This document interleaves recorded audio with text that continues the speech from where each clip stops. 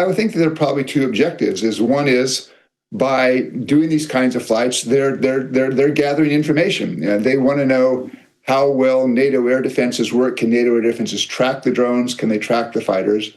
But the second thing is, again, basically to make NATO look weak, to show that they can do these sorts of games, these provocations, and get away with it. And again, it seems to me that NATO needs to come together and come up with a firmer response to try to stop these provocations, because if it does not, they're only going to continue and they might get worse. Yeah, you know, in the Ukrainian social media, the information regarding this Russia's incursions, invasions into European countries' airspace is spreading, and people are afraid that European leaders will stop helping Ukraine after that and funding Ukraine, because they would rearm and they would spend money for themselves. What do you think about that? I actually don't share that concern. Okay.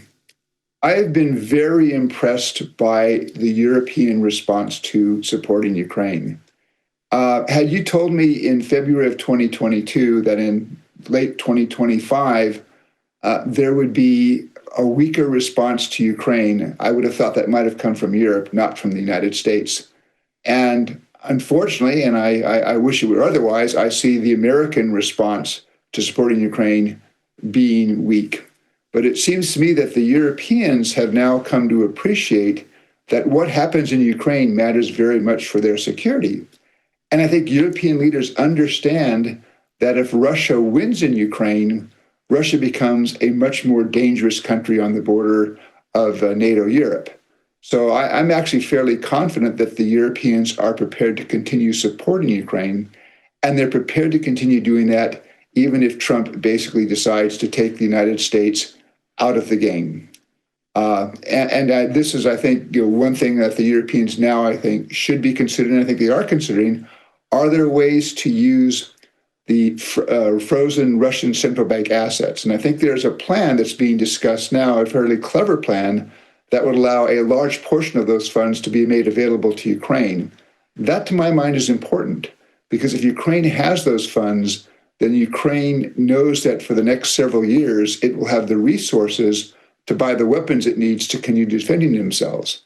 That would be a very important message to the Kremlin. If Vladimir Putin realizes that for the next 3, 4, 5 years, Ukraine will have the ability to arm itself to keep continuing to wage its defensive fight against the Russians, then Putin has to ask himself, is he prepared to sustain the continuing economic pressure?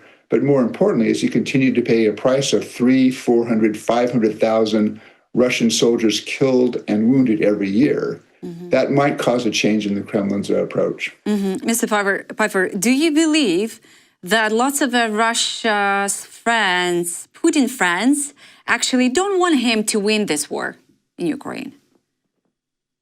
So which friends are we talking about here? Well, which friends? Okay. China. Okay, not friends. Let's call them allies. Let's call them whoever they are. I don't know. Yeah. No, I mean, I think China is supporting Russia, and China's trying to find a very fine line here because it wants to support Russia. I think the calculation in Beijing is that to the extent the United States and the West are distracted in supporting Ukraine, it's less Western pressure on China. But I think the Chinese also are trying to find a way where they can do that without triggering a very negative response from the Europeans or from the Americans. Bear in mind that while China's annual trade with Russia is about $200 billion a year, China's annual trade with the United States is $600 billion a year, and it's another $600 billion a year with Europe. So China's trying to find that path. On the other hand, I think if Putin were to make a decision to end the war, I don't think the Chinese would object. In the mid of September, Keith Kellogg was in Kyiv during the Yalta European Strategy Conference. For those who not know, it's just a huge European conference with a lot of world leaders, prime ministers, presidents coming to Kyiv, professors, historians. So, and you know, Mr. Pifer, in Ukraine, we're saying that when he's coming to Kyiv, we're saying Kellogg's nights, which means like when he's here, we can sleep without bombarding Ukrainian cities. And that's ironically and kind of a sad, but this is the reality we have. So, and during this conference, he said that he and his generals told to Trump that Russia is not winning on the battlefield. Could this statement influence Trump's position, well, the one that we see right now? Well, first of all, let me say I agree very much with General Kellogg. I mean, I think and in fact, I'll be giving a talk in a couple of days where I'll say one of the myths of this war is that Russia is winning on the battlefield. If you look at what Russia occupies today, about 19% of Ukraine, that's 1/3 less than Russia occupied back in March of 2022. And the Russians have paid a horrific cost for this. Over 1 million soldiers killed and wounded in action. So I look at that and I look at the Russians have made some minor gains, but it's very slow and it's great cost. So I look at that and say, you really cannot say that Russia is winning this war.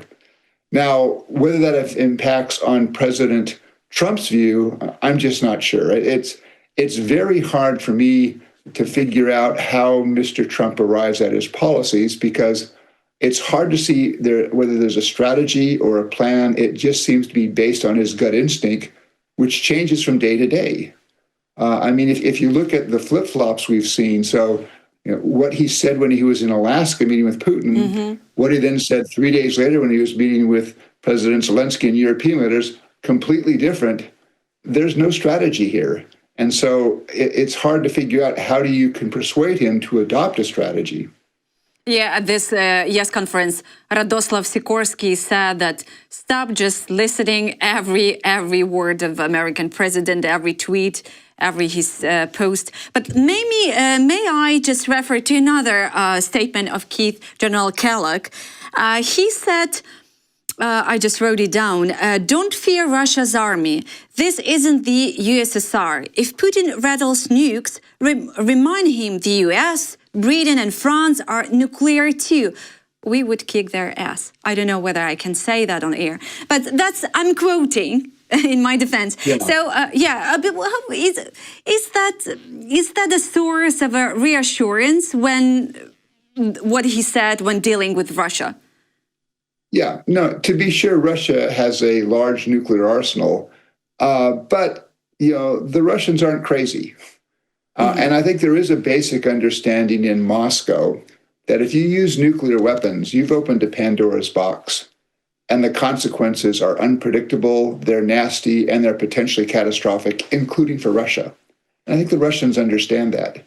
And it was interesting to me, I believe that the period of maximum Russian threat with nuclear questions was back in September of 2022, after Putin said that he had annexed Donetsk, Luhansk, Zaporizhia, and Kherson, even though the Russian army didn't control all of Donetsk, Luhansk, Zaporizhia, and Kherson. And then he made this statement in September that they would use all of their forces to defend those territories. I understand that there was one assessment within the U.S. government that there was a 50% chance that Russia would use a tactical nuclear weapon in Ukraine. It didn't happen. And I think it didn't happen for several reasons. One, the Ukrainian government made clear that this is an existential fight Ukraine would fight on.